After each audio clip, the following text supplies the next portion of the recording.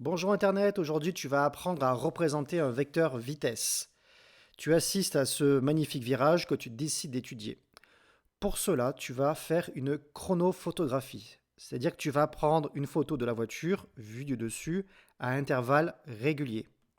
Une photo, deux photos, trois, quatre, cinq, et ensuite on les superpose ces photos, comme ça on voit bien la trajectoire. Mais ça va aussi te permettre d'étudier une vitesse instantanée, par exemple la vitesse de la voiture à ce moment-là exactement. L'énoncé type, c'est donc une voiture fait un magnifique virage, une chronophotographie est effectuée avec une période de 400 millisecondes. Ça veut dire qu'on va prendre une photo toutes les 400 millisecondes, tracer le vecteur vitesse au point M2. On te donne deux échelles. Première échelle pour les distances. 1 cm sur ta feuille, c'est 1 mètre dans la réalité. Mais on a besoin d'une deuxième échelle, une échelle de vitesse. 1 cm sur ta feuille, c'est 2 mètres par seconde dans la réalité. Alors, pour faire un vecteur vitesse, on a besoin de la direction du vecteur, de son sens et de sa norme, appelée aussi valeur. On va donc s'occuper de la valeur tout d'abord. Tu prends ta règle et tu mesures depuis le point étudié, donc M2, jusqu'au point M3.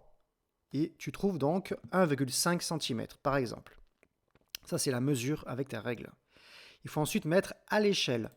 L'échelle me dit que 1 cm sur le papier, c'est 1 mètre dans la réalité. Comme j'ai 1,5 cm, ça donne 1,5 mètre.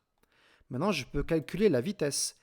Une vitesse, au point 2, c'est une distance divisée par du temps. Ça, tu l'as appris au collège. La distance, c'est donc de M2 jusqu'à M3, 1,5 mètres. C'est ce qu'on a trouvé avant. La durée, c'est la période, le temps qui s'est passé entre deux photos, les 400 millisecondes, 410,3. Ça donne donc une vitesse instantanée au point 2 de 3,8 mètres par seconde. Ok, maintenant, il va falloir tracer ce vecteur sur la feuille, donc je dois le mettre à l'échelle. L'échelle me dit 1 cm sur la feuille, c'est 2 mètres par seconde. Au passage, parfois, cette échelle, c'est à toi de la trouver ou de la donner. Mais ici, elle est donnée. Alors, je vais faire un produit en croix. 1 cm pour 2 mètres par seconde, x cm pour 3,8 mètres par seconde.